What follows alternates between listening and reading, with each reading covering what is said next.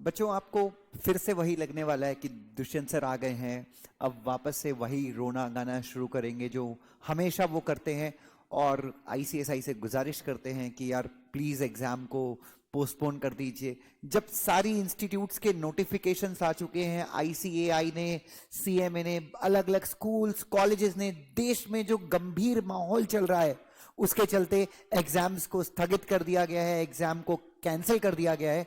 Dushyant sir फिर से आ जाते हैं वही रोने वाली सूरत बना के, और बच्चों के बारे में या आईसीएसआई से गुजारिश करना शुरू कर देते। बच्चों, यस, मैं हर बार आता हूं, और बच्चों खुदा कसम खा रहा हूं, इस बार जरा भी इरादा नहीं था कि इस बार आईसीएसआई से गुजारिश करने की आवश्यकता पड़ेगी। और इसीलिए मैं भावनाओं के समंदर में नहीं बहा। मैंने जरा भी अभी तक जिम्मेदारी के तौर पे मैंने अभी तक गुजारिश नहीं की थी कि यार देख लेते हैं, आईसीएसआई आज नहीं तो कल नोटिफाई कर देगी। दुष्यंत सर, मेरे पिताजी को मैंने कोविड में खो दिया है। दुष्यंत सर, मेरे चाचा जी को मैंने कोविड में खो दिया है। दुष्यंत सर, मैंने अपना सगा भाई कोविड में खो दिया है। दुष्यंत सर, प्लीज आप कुछ कीजिए। दुष्यंत सर, मैं अपनी स्थिति शब्दों में बयान नहीं कर सकता। दुष्यंत सर, मेरे पिताजी की एज 60 इयर्स है, मेरी माता जी की एज 58 इयर्स है, मेरे पिताजी को कैंसर है, मेरे पिताजी को डायबिटीज है, मेरी माँ बीमार है, पिछले 2 महीने से उसका घर पे ट्रीटमेंट चल रहा है। सर, मैं ऐसी सूरत में अगर आईसीएसआई एग्जाम कंडक्ट करेगी तो मैं कैसे एग्जामिनेशन सेंटर जाऊं? और क्या मैं एग्जामिनेशन सेंटर चला गया, मेरा पेपर अच्छा चला गया, बट उसके चलते अगर मैं बीमारी लेके आ गया, मान लीजिए दुष्यंत सर मैं पास भी हो गया, बट मैंने अपने माता या पिता दोनों में से किसी एक को खो दिया, तो ऊपर जाके मैं भगवान को क्या शक्ल दिखाऊंगा, किस मुंह से? और जिंदगी भर मुझे दुष्यंत सर लज्जित होकर रहना पड़ेगा। सर, क्या इस कसौटी पे मैं खरा उतर पाऊंगा? सब बच्चों, मैं अभी तक मैंने कभी कोई वीडियो नहीं बनाया था, बट और इनफैक्ट जो मैं ये भी कहता हूं कि जो आईसीएसआई के टॉप पे बैठा हुआ है, या जो भी टॉप डिसीजन मेकिंग बॉडी है, क्या उनके यहाँ पे उन्होंने किसी अपने को नहीं खोया है कोविड के चलते? क्या इस बार वो सीरियसनेस नहीं दिख रही है? जबकि इस बार तो बच्चों, मैं पिछली बार तो काफी हम लोग सजग थे, काफी केयरफुल थे, उसके बाद भी पिछली बार हम कंट्रोल नहीं कर पाए थे, और इस बार तो मतलब मैंने भी अपने सगे मौसा जी को, इनफैक्ट फूफा जी को मैंने भी खोया है, और बहुत सारे लोग गए हैं कोविड के चलते। और तो इनफैक्ट बड़े बड़े वीआईपीज, मंत्री, बड़े बड़े जर्नलिस्ट जो हैं, बड़े बड़े स्पोर्ट स्टार, बॉडी बिल्डर्स, ये लोग भी अपने आप को, जिनकी इम्यूनिटी हम बोलते हैं कि बहुत स्ट्रांग है, अमीर गरीब हर एक व्यक्ति कहीं ना कहीं कोविड के चलते परेशान है, जूझ रहा है जीवन से। और सच में स्थितियां इतनी खराब है, और मुझे यही समझ में नहीं आ रहा है कि कब तक बच्चों को झोंका जाएगा कि तुम्हारे घर पे तुम अगर किसी की अंत्येष्टि करके भी आते हो, किसी का अंतिम संस्कार करके भी आते हो, तुम्हारे मन में ये डाउट है कि यार मुझे पढ़ना है, मैं गम भी नहीं मना पा रहा हूं, और पढ़ाई, मतलब अभी इस तरह का माहौल है।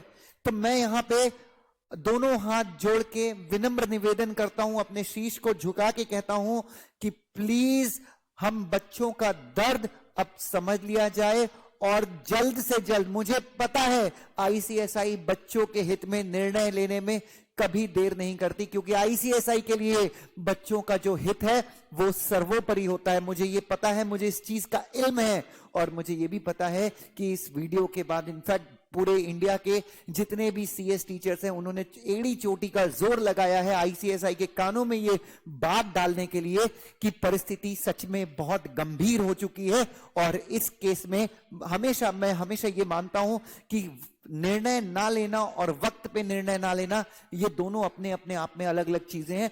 और निर्णय ना लेना तो डेंजर होता ही है, रिस्की होता ही है, खतरनाक होता भी है, बट सही वक्त पे निर्णय ना लेना, क्योंकि इस समय स्टूडेंट्स की जो स्थिति है, वो उनका मनोबल जो है वो पूरी तरह से टूट चुका है, क्योंकि वो हर दिन देख रहे हैं उनके रिश्तों में, उनके आसपास के लोगों में कोई ना कोई, किसी ना किसी व्यक्ति की डेथ हो रही है। मैं बहुत सारे स्टूडेंट्स मेरे पास उनके नंबर्स हैं, मैं उनके व्हाट्सएप स्टेटस कभी कभी खंगालता हूं तो देखता हूं कि कहीं ना कहीं उन्होंने लिखा है कि रेस्ट इन पीस, और प्लीज आप मेरे ये थे, आप मेरे फेवरेट थे।